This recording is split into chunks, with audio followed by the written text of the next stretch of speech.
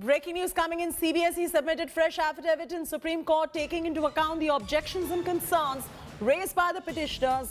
The affidavit says disputes regarding result computation to be referred to a committee, online facility for registration for optional examinations, exam when situation conducive, tentatively between 15th of August to September 15, 2021. I repeat, tentatively between August 15 to September 15, 2021.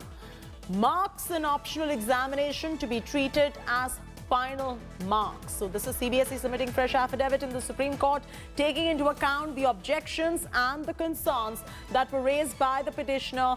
Let me walk our viewers through the latest coming in again. What does the affidavit that the CBSE has submitted to the Supreme Court say? Number one, it says disputes regarding result computation to be referred to a committee.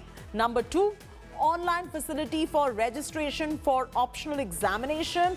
Number three, examination when situation is conducive, tentatively between 15th August and 15th September 2021. And number four, marks in optional examination to be treated as final marks. Anisha is getting us this latest breaking development that is coming in. Anisha, I'm throwing straight across to you to bring our viewers up to speed with the latest that is happening in the Supreme Court with the CBSE submitting fresh affidavit right there. Well, yes, the CBSE has submitted this additional affidavit in which it has taken into account the objections and the concerns raised.